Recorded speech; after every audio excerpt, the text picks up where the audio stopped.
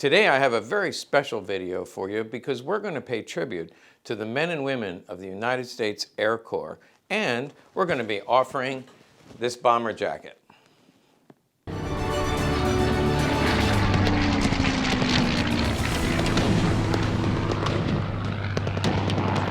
Okay, I just had to take it off because it was crushing my chest. If you look at this picture, this belonged to Harold Jones. And I'm not going to say that he was skinny. I prefer to believe it's just that I have a massive chest.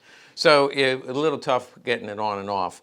We do see these bomber jackets from time to time. They are a big deal, very sought after by collectors. But what makes this jacket, and I have assembly of other items, what makes this so special is it's attributed to a flyer. And we have his whole record of every flight that he conducted while stationed in England in World War II. First and foremost, we see the silver dollar. He is actually the co-pilot of several different B-17s. He flew B-17s. There's actually 35 bombs here, which by 1945, the tour was 35 missions. Now, in doing tribute to the United States Air Corps, I need to point out, at the beginning of the war, so really 42 for the United States conducting missions, 1942, the tour was only 25 missions, but the survival rate was only 35%. That's, makes me nervous. Every time you get in a plane, you don't know if you're coming back or not. 35% survival rate, which means 65%. Perished during that tour of duty, 25 missions. However, by 1944, they moved it up to 30 missions and it had a survival rate of about 50–60%. And by 1945, the very end of the war, they were doing 35 missions and the survival rate was close to 80%. So the survival rate got much better as they wore down the German defenses. Now, Harold Jones, even though the jacket has 35 missions, we have documentation that he flew in 33 missions, so I just assume he got a day off, actually a couple days off. Also, what you want to look for in the front, there is an insignia here. I see some yellow. This insignia could be this, because that was the insignia for his squadron. There is also a place here, maybe there was a battle ribbon, not sure. I don't see any pinholes, but I do see it was sewn in here, so we don't know what's missing, but it could have been a battle ribbon. And then the other thing you want to look for on the real ones, they always have this, this tag inside, and you can see that it says Air Force United States Army. That's important. If it says U.S. Air Force, that's post-war, but the Air Force was part of the U.S. Army, so technically he was a member of the U.S. Army and in the Air Corps. So this is an all-original jacket, very hard to come by. Now let's go over some of the information about Harold Jones. To go along with the bomber jacket, by the way, we got several other jackets. We want to thank his granddaughter, Lori. She wrote, there's some handwritten notes. It said, these belong to my grandfather. She talks a little bit about his history. He was born in Kansas. He lived most of his life in Texas, and his wife predeceased him by about 20 years, so he was alone for the last 20 years of his life, but he had 2 daughters, and now he has grandchildren, and his one granddaughter sent this over to us. We want to do a shout out to Ralph as well, who brought all this over to me at the Allentown Gun Show and said he thought it would make a good video, and he's right. Harold was a second lieutenant and co-pilot, we'll see, in most of the missions. This is also an insignia.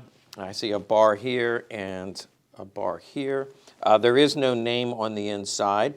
We do have this type of jacket. There's a picture of Harold Jones, probably while he was still in training, because it looks like a barracks, or although it could be England. He was stationed in England. And in this particular picture, it does look like he could be wearing this jacket, or certainly one like it. There's also some pictures of his B-17 in flight over England. You see, they're very small pictures, but you do see him here with his crew. And on the back is handwritten. It's the silver dollar is the plane in the background. So these are some of the guys he flew with. And as I said, from what I could tell, every mission he went on, he was the co-pilot and second lieutenant.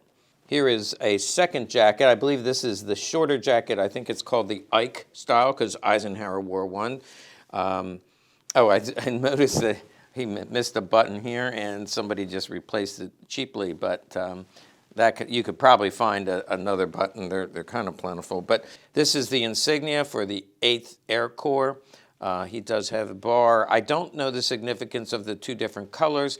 I apologize, I didn't research this a whole lot ahead of time. I just wanted to show this to you, and I'm sure somebody will comment politely and tell us a little bit about the difference in the jackets. It'd be a great history lesson. Make sure when you do like and subscribe to our channel, go back and read the comments. They're extremely helpful because we have wonderful viewers that know a lot more than I do. Neither of the jackets have his name on it, but this is his hat in remarkable condition. And it was made Dobbs in New York. Don't know that company, but I'm sure they made items for the U.S. Army or the different military services. And then on the inside, it does have Harold Jones's name. And here it says Lieutenant in the Air Force, U.S. Army Air Corps. So this was his hat, and this all comes with the bomber jacket. Now let's take a look at some of his history, which I think is the most fascinating part of this. Also from his granddaughter, Lori, we see a lot of documentation about the different missions. We see documents for his enlistment, when he was honorably discharged, and then also a lot of citations. We see the Distinguished Flying Cross, along with other medals that he received. There's a picture of his ribbons, his battle ribbons, or different missions that he went on. So there's a lot of documentation that comes with this assemblage. It's going to be, the people always ask me, well, why didn't she want it? She really wanted it to go to somebody who would honor her grandfather's memory. And I know from talking to collectors, they have their rec rooms and they set this stuff up and they do put it in a place of honor. And that's what we really would like to see happen. Finally, I would like to take a look. I already mentioned the 8th Air Corps, but it was the 351st Bomb Group, and then his squadron was the 508th, Second Lieutenant Harold Jones. We see all the missions that he went on. He was second lieutenant, and you see co-pilot on all of these missions, and you can kind of page through. I'm going to go back and highlight some of them. But as we go through each mission, again, imagine every time you load up the plane and you're about to take off and you don't know if you're going to live through that day. I just can't imagine the courage of these men and women in the Air Corps, particularly. There's, you see the Silver Dollar, he flew that day. He also did the Silver Meteor, which I thought was a train. Here's the Silver Dollar. But again, we go all the way through. And you see his last mission was number 33, although the squadron did 35 missions. So as I said, maybe he was out for a couple of missions or they didn't document it. I'm not sure. Some of the ones that I wanted to highlight, first of all, his last mission, Piemonte. Those of you who know, that's a famous place in northern Germany, and that's where they built and launched the V2 rockets, and therefore it was a prime target for the Allies, heavily defended and in way on the interior of a mountain, so it was very, very hard to get to.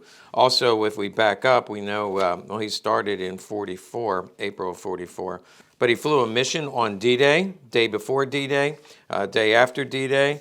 Yeah, so I skipped forward to 2 days before. He's bombing railway bridges, highways, again, anything where they could bring in reinforcements, they were bombing that before D-Day. And then on D-Day itself, he hit some gun emplacements. After D-Day, he also hit some gun emplacements here, 6th, 7th, 8th. He was basically going on missions every day. The other one that I saw, Piemonte, was a famous place, but also the Kiel Navy base. He probably bombed the submarine pens there as they were trying to take that out at the end of the war as well. Okay, now for those of you who have the DTs right now, your hands are starting to shake because this is a gun channel and I didn't show you any guns, so I just thought I'd show you a gun. Because the Air Corps was considered part of the U.S. Army, it's really hard to document which guns went to the Air Corps itself.